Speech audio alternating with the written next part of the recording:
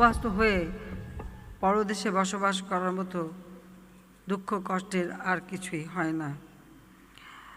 আবার 1971 সালে আমাদের মহান মুক্তিযুদ্ধ চলাকালীন সময়েও প্রায় 1 কোটি মানুষ আশ্রয় নিয়েছিল প্রতিবেশী দেশ ভারতে।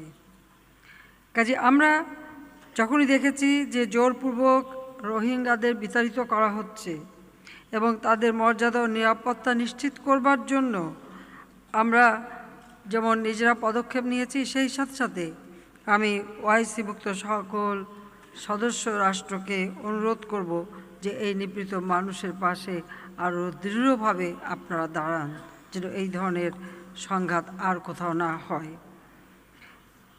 ইসলামী সহযোগিতা সংস্থাকে অবশ্যই মিয়ানমার সরকারের উপর আন্তর্জাতিক চাপ অব্যাহত রাখতে হবে, যাতে মিয়ানমার বাংলাদেশের সঙ্গে স্বাক্ষরিত সমঝোতা অনুযায়ী তাদের অধিবাসী রোহিঙ্গাদের দেশে নিরাপদে ফেরত নিয়ে যায়।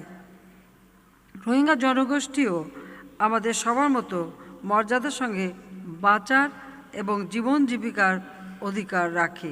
আজকে মুসলমান পরিচয়কে ভুলভাবে সহিংসতা ও চরমপন্থার সঙ্গে গুলিয়ে ফেলা হচ্ছে। এই অবস্থা কখনোই চলতে দেয়া যায় না, কারণ ইসলাম শান্তির ধর্ম, আমরা শান্তিতে বিশ্বাস করি। মাত্র মুষ্টিকয়েক লোকের জন্য আমাদের এই পবিত্র ধর্মের কোনো বদনাম হোক, সেটা আমরা চাই না। এখন সময় এসেছে আমাদের চিন্তা চেতনা ও দৃষ্টিভঙ্গিতে আমূল পরিবর্তন আনার।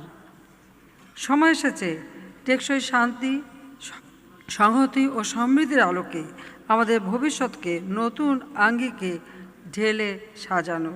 আমরা একজন মুসলমান হয়ে আর এক মুসলমান ভাইয়ের রক্ত কেন আমরা নেব? যে কোনো সমস্যা আমরা নিজেরাই যাতে সমাধান করতে পারি, তার জন্য সহনশীল মনোভাব নিয়ে আমাদের কাজ করতে হবে। আর এক্ষেত্রে আমি বিশ্বাস করি ওআইসি বিশেষ ভূমিকা